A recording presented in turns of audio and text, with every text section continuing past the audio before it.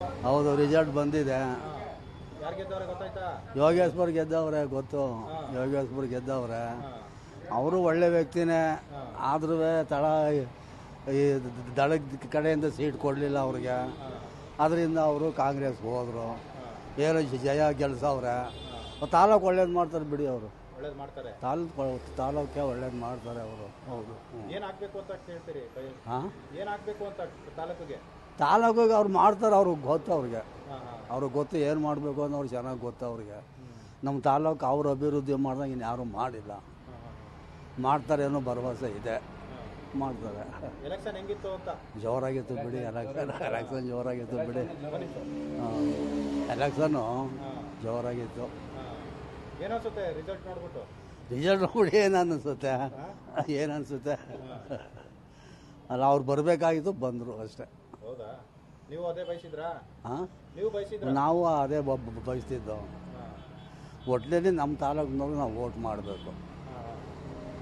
ನಮ್ಮ ತಾಲೂಕು ಮನುಷ್ಯನಿಗೆ ಮಾಡಬೇಕು. ನಾವು ಮಾಡಿದ್ದೀವಿ. ಏನನ್ಸುತ್ತೆ ಒಟ್ಟಾರೆ?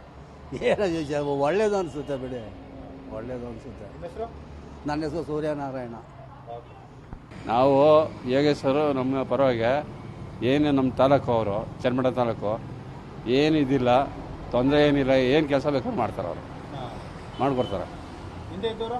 ಹಿಂದೆ ಇದ್ದರೆ ಏನು ಅವ್ರು ಅಲ್ಲಿ ಚರ್ಗತ್ತಾರೆ, ನಾವು ಇಲ್ಲಿ ನೋಡುವ. ಇಲ್ಲಿ ಇವರಾರು ಚನ್ನಮಠಕ್ಕೆ ಬರ್ತಾ ಇರ್ತಾರೆ, ಏನಾರ ಮಾಡ್ತಾರೆ. ಏನೋ ಒಂದು ಕೆಲಸ ಕಾರ್ಯ ಆದರೆ ಒಂದು ಏನಾರು ಮಾಡಿಕೊಡ್ತಾರೆ ಅಷ್ಟೇ. ಅದೇ ಬೇಕಾದ್ರೆ ನಮಗೆ. ಇನ್ನೇನು ಬೇಕು ನಮಗೆ? ನಾವು ಕೂಲಿಗೆ ಇರೋ ಇನ್ನೇನು ಅದೇ ಗಟ್ಟೆ ಏನೋ ಕಸ ಸುಖ ಅಂದರೆ ಏನೋ ಮಾಡ್ತಾರೆ, ಮಾಡಿಕೊಡ್ತಾರೆ. ಹಾಂ, ಮಾಡವ್ರೆ. ಏನಾಗಬೇಕು ಅಂತ ಬಯಸ್ತೀರಿ ನಿಮ್ಮ ಕ್ಷೇತ್ರಕ್ಕೆ? ನಮ್ಮ ಕ್ಷೇತ್ರಕ್ಕೆ ಏನಾರ ಒಂದು ಅವ್ರ ಕಾರ್ಯ ಏನು ಗೌರ್ಮೆಂಟಿಂದ ಅವ್ರಿಗೆ ಅಧಿಕಾರ ಇದೆ, ಏನಾರು ಮಾಡಲಿ. ಚನ್ನಮಠದ ನಮ್ಗೆ ಬೇಕಾಗಿರೋದು ಏನೋ ಒಂದು 4 ಜನಕ್ಕೆ ಅನ್ನ ಹಾಕೋದು ದಾರಿ ಆದರೆ ಸಾಕು ನಮಗೆ. ಇನ್ನೇನು ಏನನ್ಸುತ್ತೆ? ಗೆದ್ದವರೆಲ್ಲ ಯೋಗೇಶ್ವರ ಅಷ್ಟೇ ನಮ್ಗೆ ಬೇಕಾಗಿರೋದು. ಅದೇ ಯೋಗ ನಮಗೆ. ಅಷ್ಟೇ. ನಮ್ಮ ಹೆಸರು ಸಿನಿಗೆ ಅಂತ, ಗೌಡಸ್ಸು. ರಿಸಲ್ಟ್ ಬಂದದೆ, ಏನನ್ಸುತ್ತೆ ಅಂತ? ಈಗ ಏನನ್ಸುತ್ತೆ ಅಂದರೆ, ಅವರು ಗೆದ್ದಿದ್ದಾರೆ. ಇಲ್ಲಿ ಸುಮಾರು ಕೆಲಸಗಳು ಪೆಂಡಿಂಗ್ ಇದೆ. ಕೆಲವು ರೋಡ್ಗಳಾಗಿಲ್ಲ, ಕೆಲವು ಕಡೆ ಕೆಲವು ಅಭಿವೃದ್ಧಿಗಳಿದೆ. ಈಗ ಇವರು ಡಿ ಕೆ ಶಿವಕುಮಾರ್ ಅವರು 500 ಕೋಟಿಯನ್ನು ಬಿಡುಗಡೆ ಮಾಡಿದ್ದೀನಿ ಅಂತ ಹೇಳ್ತಾ ಇದ್ದಾರೆ. ಈಗ ಸರ್ಕಾರ ಇರೋದ್ರಿಂದ, ಇವರು ಗೆದ್ದಿರೋದ್ರಿಂದ, ಈಗ 500 ಕೋಟಿ ಬಿಡುಗಡೆ ಆಗಿರೋದ್ರಿಂದ ಇಲ್ಲಿ ಏನು ಆಗಬೇಕು ಅನ್ನೋದು ಹೀಗಾಗಿ ಸ್ಥಳೀಯವಾಗಿ ಈಗ ನಿಖಿಲ್ ಕುಮಾರಸ್ವಾಮಿ ಹೊರಗಡೆಯಿಂದ ಬಂದು ಅವ್ರ ತಂದೆ ಗೆದ್ದಿರ್ಬೋದು. ಆದರೂ ಹೊರಗಡೆಯಿಂದ ಬಂದು ಅವರು ಅವನಿಗೆ ಎಲ್ಲ ಥರ ಮಾಹಿತಿ ಕೊಡಬೇಕಾದ್ರೆ ಹೊಸಬ್ರು ಇದ್ರು. ಯಾರು? ನಿಖಿಲ್ ಕುಮಾರಸ್ವಾಮಿ. ಇವರಾದರೆ ಸ್ಥಳೀಕರು ಮತ್ತು ಇಲ್ಲಿ ಸಮಸ್ಯೆ ಏನಿದೆ ಎಲ್ಲ ಗೊತ್ತಿದೆ. ಆದ್ದರಿಂದ ಒಂದು ಚನ್ನಪಟ್ಟಣಕ್ಕೆ ತುಂಬ ಒಳ್ಳೆಯದಾಗ್ಬೋದು ಅಂತ. 500 ಕೋಟಿ ಬಿಡುಗಡೆ ಆಗಿರೋದ್ರಿಂದ ಈ ಹಣದಲ್ಲಿ ಅವರು ಗೊತ್ತಿರೋದ್ರಿಂದ ಅಭಿವೃದ್ಧಿಗಳು ಚೆನ್ನಾಗಿ ಮಾಡ್ತಾರೆ ಅನ್ನೋದು ಒಂದು. ಏನೇನು ನಿರೀಕ್ಷೆ ಇಟ್ಕೊಂಡಿದ್ದೀರಿ ಅಂತ? ಇಲ್ಲಿ ಸುಮಾರಿದೆ, ಕೆಲವು ಸಮಸ್ಯೆಗಳು ಬೇಕಾದಷ್ಟಿದೆ. ಅದು ಅವ್ರು ಮಾಡಬೇಕು. ಈಗ ಶಾಸಕರಾಗಿ ಬಂದಿದ್ದಾರಲ್ಲ, ಅವ್ರು ತಿಳಿದು ನೋಡಿ ಮಾಡಬೇಕು. ಈಗ ಅವ್ರಿಗೆ ಗೊತ್ತಿದೆ ಅವರಿಗೆ. ಇದು ನಾವು ಇಷ್ಟೊಂದು ಈಸಿಯಾಗಿ ಗೆಲ್ತಾರೆ ಅನ್ನೋದು ವಾತಾವರಣ ಇತ್ತಿಲ್ಲ. ನಾವು ನೋಡಿದ ಮಟ್ಟಿಗೆ ತುಂಬ ಟಫ್ ಇದೆ, ಹಾಗೆ ಹೀಗೆ ಅಂತ ಇದು ಮಾಡ್ತಾಯಿದ್ರು. ಆದರೂ ಕೆಲವು ನಾವು ಇಲ್ಲೆಲ್ಲ ಓಡಾಡಿ ನೋಡ್ತಿದ್ದಾಗ ಏನೋ ಒಂದು 5,000 10,000 ಒಳಗಡೆ ಬರ್ಬೋದು ಅನ್ನೋ ಒಂದು ವಾತಾವರಣ ಇತ್ತು. ಇದು ನೋಡೋದು ತುಂಬ ಈಸಿಯಾಗಿ ಒಂದು ಇಷ್ಟೊಂದು ಬೇಗ ಅಂದರೆ ಫೈಟ್ ಏನೋ ಇಡೀ ನಮ್ಮ ಇಂಡಿಯಾನೇ ನೋಡ್ತಾ ಇತ್ತು. ಇದು ನಮ್ಮ ಚನ್ನಪಟ್ಟಣ, ನಮ್ಮ ಭಾರತ ದೇಶದಲ್ಲಿ ಎಲ್ಲ ಇದನ್ನು ಚನ್ನಪಟ್ಟಣದ ಮೇಲೆ ನೋಡ್ತಾ ಹೇಗೆ ಏನಾಗ್ಬೋದು ಅಂತ. ಆದರೆ ಇಷ್ಟೊಂದು ಈಸಿಯಾಗಿ ಆರಾಮಾಗಿ ಗೆಲುವು ಬಂದಿದೆ ಅಂದರೆ ಅದು ಯೋಗೇಶ್ವರರ ಹಿಂದೆ ಅವ್ರು ಮಾಡಿರೋ ಕೆಲವು ಕೆಲಸಗಳು ಮತ್ತು ಇದೆಲ್ಲ ಅದು ಒಂದು ತುಂಬ ಈಸಿಯಾಗಿ ಗೆದ್ದಿದ್ದಾರೆ. ನಿಮ್ಮ ಹೆಸರು? ನನ್ನ ಹೆಸರು ರಾಮಣ್ಣ ಅಂದ್ಬಿಟ್ಟು. ಇವತ್ತು ನಿಮ್ಮ ಚನ್ನಪಟ್ಟಣ ಕ್ಷೇತ್ರದ ರಿಸಲ್ಟ್ ಬಂದೈತೆ, ಏನು ಹೇಳ್ತೀರಿ ಸರ್? ಯೋಗೇಶ್ವರ್ಗೆ ಗೆದ್ದಿದ್ದಾರೆ.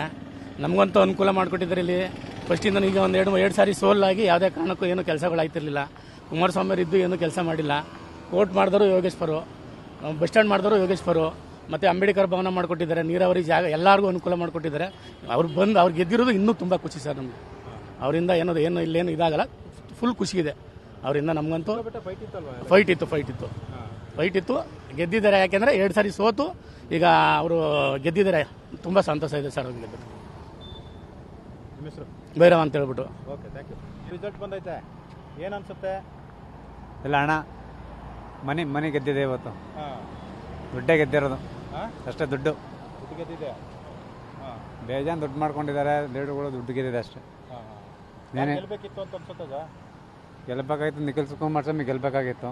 ಹಾಂ, ಬೈ ಚಾನ್ಸ್ ಅಣ್ಣ ಅವ್ರ ಸ್ಟಾರ್ ಇಲ್ಲ, ಹಣೆ ಬರ ಅಷ್ಟೇ. ಏನಕ್ಕೆ ಸೋಲಿಗೆ ಕಾರಣ ಏನು ಅಂತ? ಇವರು ಅಡ್ವೈಸ್ ಮಾಡಿಲ್ಲ, ಜಾಸ್ತಿ ಕೆಲಸ ಮಾಡಿರೋದು ಜನಗಳು ಗೊತ್ತಿಲ್ಲ. ಜಾಸ್ತಿ ಯೋಗೇಶ್ವರ್ ಗೆದ್ದವರೆಲ್ಲ ಏನು ನಿರೀಕ್ಷೆ ಮಾಡ್ತೀರಿ? ಕೆಲಸ ಮಾಡ್ಬೇಕಷ್ಟೇ ಮಾಡ್ತಾರೆ. ಅದೇ ರೂಲಿಂಗ್ ಪಾರ್ಟಿ ಇದೆಯಲ್ಲ, ಅದೇ ಗೆಲ್ಲೋದು. ಬೈ ಎಲೆಕ್ಷನಲ್ಲಿ ಎಲ್ಲ ಟೈಮಲ್ಲೂ ಅಷ್ಟೇ. ಯಾವುದೇ ಸರ್ಕಾರ ಬಂದರೂ ರೂಲಿಂಗ್ ಪಾರ್ಟಿನೇ ಗೆಲ್ಲೋದು, ಅದು ಸರ್ವೇಸಾಮಾನ್ಯ ಅಷ್ಟೇ ಬಿಡಿ. ನಿಮ್ಮ ಹೆಸರು? ನಿಮ್ಮ ಕ್ಷೇತ್ರದ ರಿಸಲ್ಟ್ ಬಂದಿದೆ, ಏನು ಹೇಳ್ತೀರಾ ಸರ್? ಸರ್, ನಿರೀಕ್ಷೆ ಏನಿಲ್ಲ, ರಿಸಲ್ಟ್ ಬಂದಿರೋದು ಏನಿಲ್ಲ, ಅವರೇ ಗೆಲ್ತಿದ್ರು. ಯಾಕೆಂದರೆ ಹೋದ್ಸಲ 2 ಎಲೆಕ್ಷನ್ ಅವ್ರು ಸೋತಿದ್ರು. ಇದೇ ತಾಲೂಕವರು ನೀರಾವರಿ ಅಭಿವೃದ್ಧಿ ಮಾಡಿದ್ದಾರೆ. ಆಮೇಲೆ ಕಾಂಗ್ರೆಸ್ ಸರ್ಕಾರ ಅವ್ರ ಜೊತೆಯಲ್ಲಿದೆ, ಗ್ಯಾರಂಟಿಗಳು ಕೊಟ್ಟಿದ್ದಾರೆ.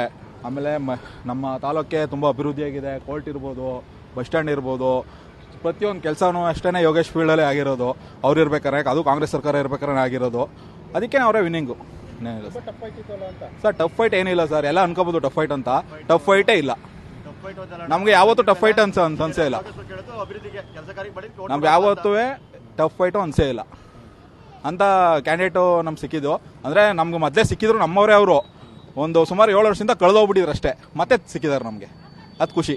ನಿಮ್ಮ ಹೆಸರು? ಅಭಿಷೇಕ್ ಅಂತ ಸರ್.